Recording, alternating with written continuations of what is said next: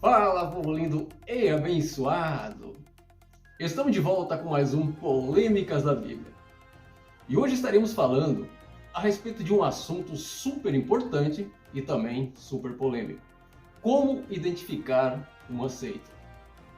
Talvez você faça parte de alguma seita, mas não sabe disso. Eu creio que existem pessoas que são super dedicadas a Deus. Pessoas que não medem esforços para fazer a obra do Senhor. Pessoas que abrem mão até mesmo de suas próprias vidas em favor de suas religiões. Mas, por falta de conhecimento bíblico, elas são manipuladas por líderes religiosos que fundamentam suas doutrinas na mentira.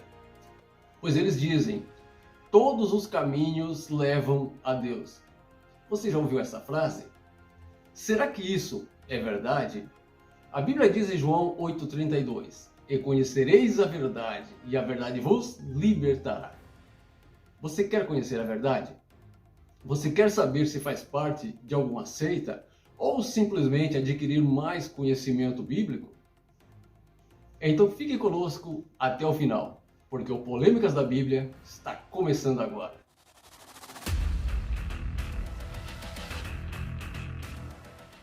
Olá, sejam bem-vindos ao nosso canal. Eu sou o pastor Adilson e o meu compromisso é com a verdade. Antes de entrarmos na mensagem, eu quero te lembrar que o seu like e os seus comentários são super importantes para o canal. Então, clica no like, se inscreva no canal e ative o sininho. Em primeiro lugar, eu quero deixar bem claro que todas as pessoas são livres para escolher a sua religião. Não podemos ser intolerantes. Porém, dar o direito de escolha da religião para as pessoas não significa que todas são boas. O exemplo disso é que nos tempos de Jesus haviam vários grupos religiosos. Sim, vários. Entre eles destacavam-se os fariseus e os saduceus, que tinham posições religiosas bastante distintas. Mesmo assim, Jesus não poupou palavras duras contra eles, chamando-os de hipócritas, filhos do inferno, serpentes, raça de víboras. Com isso, Jesus deixou bem claro que nem todos os caminhos levam a Deus. Mas ele nos ensinou em Mateus 7,13 que existem dois caminhos: o estreito que conduz à vida eterna e o largo e espaçoso que levam à perdição. Em todo o mundo existem mais de 10.000 seitas, sendo que 6.000 se localizam só na África, 1.200 nos Estados Unidos e centenas em outros países.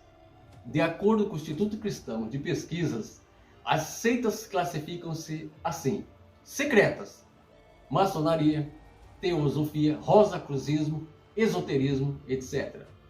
Tem as pseudo-cristãs, Testemunhas de Jeová, Mormons, Adventistas do Sétimo Dia, Congregação Cristã, entre outras. As espíritas, Kardecismo, Legião da Boa Vontade e etc. As afros brasileiras, a Umbanda, a Quimbanda, o Candomblé e etc. Temos as orientais, Seja-Noé, Messiânica, Hare Krishna e etc. Mas, pastor, explica primeiro o que são seitas e heresias. Ok, vamos lá. Ambas derivam da palavra grega baireses, que significa escolha, partido tomado, corrente de pensamento, divisão.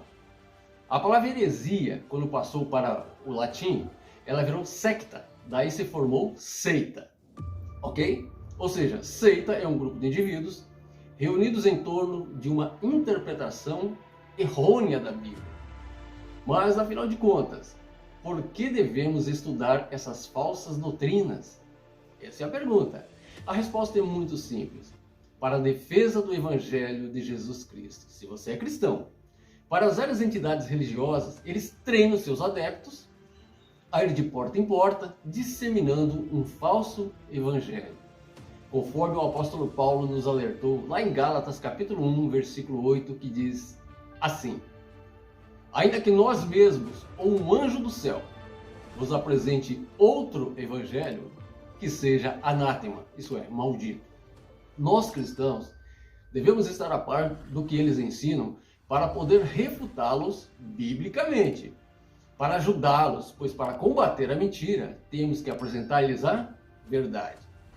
Então a intenção não é só condenar. Em Romanos 1,16 está escrito que fomos chamados para pregar o Evangelho. Em Filipenses 1,16 diz que Cristo nos chamou para defender esse mesmo Evangelho. Agora que temos uma base bíblica bem sólida, podemos identificar as seitas e heresias da seguinte maneira. Toda seita ou heresia vem acompanhada de um falso profeta. Entre eles destacavam-se Charles Taze Russell, do Testemunho de Jeová, Joseph Smith, profeta dos Mormons, Ellen G. White, profetisa da Igreja Adventista do Sétimo Dia, Louis Franciscan, profeta fundador da Congregação Cristã no Brasil. Eles se baseiam em suas supostas revelações pessoais que tiveram com Deus ou com anjos. Vocês lembram que Paulo falou em Gálatas capítulo 1, versículo 8? Estão lembrados? Ainda que nós mesmos, os apóstolos, ou os anjos do céu vos anunciem outro evangelho que seja anátema. Isso é maldito. Eles usam doutrinas que se sobrepõem à Bíblia. Dizem que para sermos salvos, devemos pertencer às suas igrejas, às suas instituições, e que só os seus batismos são verdadeiros. Mas a Bíblia diz o seguinte: crê no Senhor Jesus Cristo e será salvo tu e tua casa. Placa de igreja não salva ninguém.